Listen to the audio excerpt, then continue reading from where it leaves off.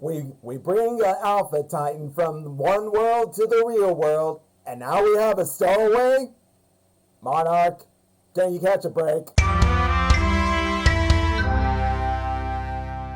What's up, YouTubers of the world? MegaGeekMixer here to give you guys my review of episode 2 of Monarch Legacy of Monsters Season 2. Now, this episode was a little more, I don't know what to say, but I will say not as good as the first episode. It was still a good episode. I think it's more like they downgraded a bit because they're really trying to save this Titan X to be a threat throughout the entire 10 episodes of the season 2 and stuff. So it makes sense that they downgraded it, as Monarch was pretty much following him, only to realize later on, unbeknownst to them, they brought a Stowaway on board. Well, a Stowaway got on their plane, and then here they are right there. That's where it turned into a bit of a horror flick, as it was hiding around the place, swooping around like in horror movies and stuff, and attacking some people when they're alone and everything. That was a nice twist they put on in there. And I also like how in the past, how like they even showed some horror flicks in a different sort of way.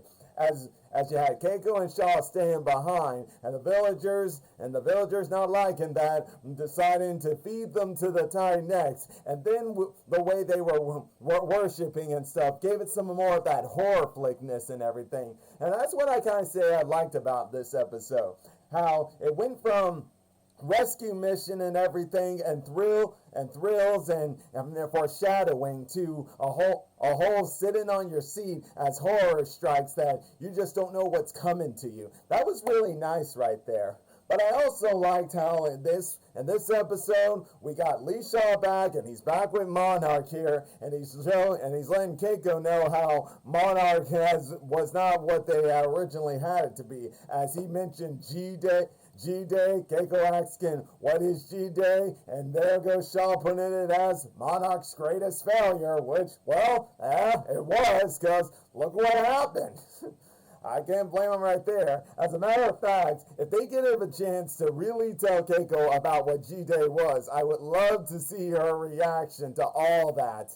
That would be very interesting and stuff. And also another thing we got to explore more here of is like with Hiroshi, with what he thought of his father and how he's been feeling about Lee Shaw, because this is the first time they've ever been in the same room together, but they didn't really have interactions. But when he was mentioned as his uncle, Hiroshi mentioned how he hasn't looked at him as an uncle in a long time, because he just had that one talk with him after he came back from Axis Moon Day all those years ago, and then he was put into a retirement home, and pretty much Hiroshi never really talked to him ever since then. So this will be good, because I think this episode really will kind of, I guess, I don't know, say reconcile things with his uncle and his mother, and maybe his feelings towards his father or not. Maybe it won't, but we will see on that end. But yeah, as for that thing, as I've said before, and many others have come to the same conclusion. I'm not saying they agree with me. I'm pretty sure we all had this in our minds when we say that those small leeches that stay on Titan X and worship it, yeah, it's just a reminder of that leech from The Return of Godzilla, aka Godzilla 1985. Yeah, that's what that thing reminds me of, and I'm pretty sure that's where they got the reference from when they created this creature, from the production standpoint, I'm saying. But hey, all in all though, guys, I do like the effects and the story they're going on here, not just in terms of the Titans, but balancing out with the human drama and everything else here. Because once again, we are starting to explore more of this love triangle going on here with Keiko. Because like I said at the beginning, like these villagers didn't like how they stayed behind, because one of them showed them the painting and stuff, and Billy, in a way, agreed to their terms, but in a different way. In a way to where he's like saying, I'm going to go away, but I need you guys to stay behind. Well, no, not stay behind. He kind of was at first like saying, we all need to go. But when Keiko found more things, she wanted to stay behind. And that's where she was like, and that's where we got that moment between those two where they kind of had their first argument, really, we've ever seen with them. Because, yeah, couples and marriages and stuff, they have their disagreements and stuff. We just haven't seen it with them, so it was nice to see that with them. But it was kind of funny seeing it, how another third wheel aspect there, because as those two were making that argument here, Lee was like, hello, you forget I'm here? Hello? Oh, that was funny right there and stuff. But yeah, even still though, during that time, we also finally got to learn a little more about Hiroshi's father, his actual father, the one that gave birth to him with Heiko. And it turns out that he was a soldier and stuff. And I originally thought he died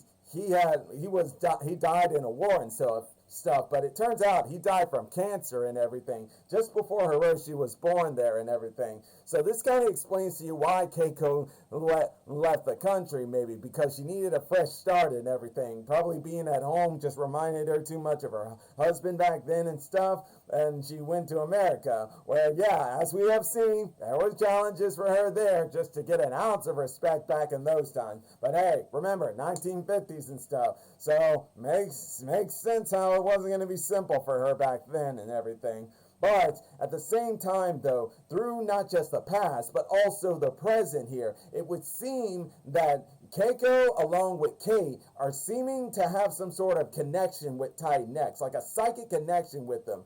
The reason I say that is because, as you saw as for some of y'all who have seen the episode, Titan X is about to make his moves on something.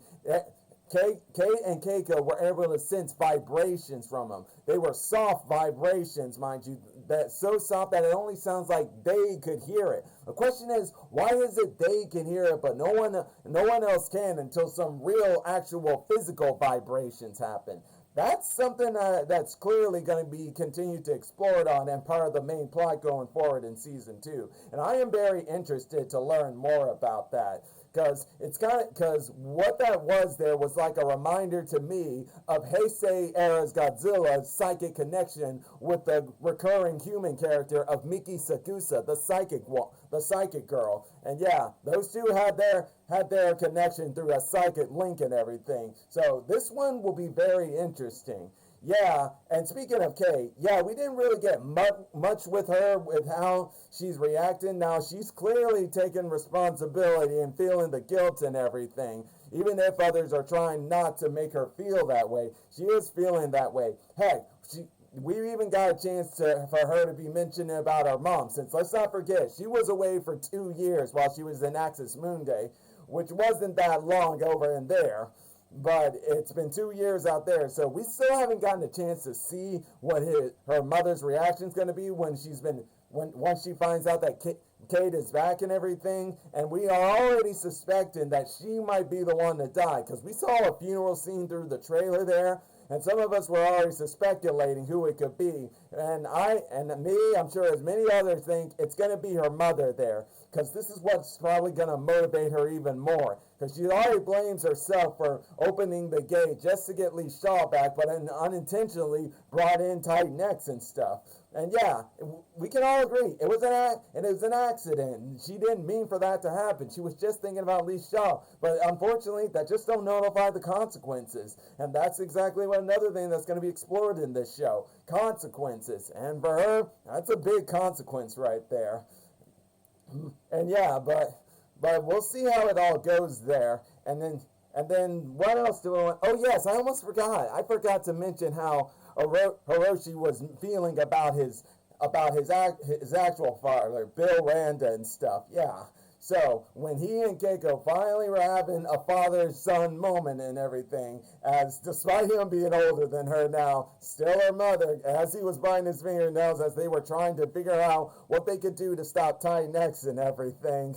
He biting his fingernails, there she is saying, don't do that. That's when they have that good moment going at first until Keiko mentioned Bill, and then Hiroshi was just like, thanks for killing the moment, because it's clear that he had a very strained relationship with Bill here. And I think that's where it's going into that love triangle that we're going to be exploring more between Keiko, Lee, and Bill here. Because I remember in another interview I recently found where Keiko is talking with an interviewer with both Kurt and Wyatt Russell there, and they're or was it them, or was that the guy who plays this Bill? Either way you look at it, that interview showed where she answered how, like, why there's that love triangle there, where Keiko feels with Bill, Keiko just feels like they're in their work form and everything. They feel at home at work, whereas Lee Shaw could give her that work feel of just having a life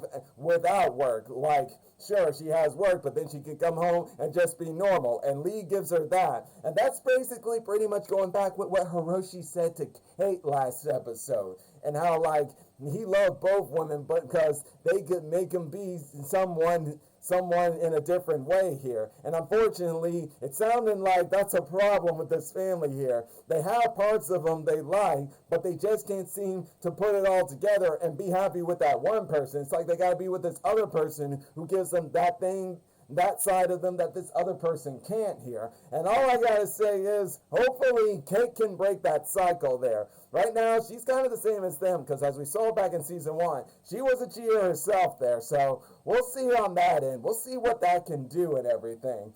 But still, it was nice to see how, like, another thing that was nice to see how Tim, he is now in the position that deputy commander was in. And he's kind of now acting like her, whereas when he wasn't, he was kind of reluctantly always with Monarch, but he was seeing how, like, Monarch wasn't what it was, and it was kind of trying to make it be like what Lee Shaw was being, only except in the fact on how he doesn't agree with what Lee Shaw was doing after he got released and started to try to seal off the world and everything like that. And that'll be another thing to explore here, as Lee Shaw gets to see who he is and everything, and Keiko gets to see it, see if there's any change in that. I really look forward to that. But yeah, guys, I don't have too much to say in this episode as much as I did last episode. Heck, even in last episode, there were some things I wanted to say that I just couldn't get around to.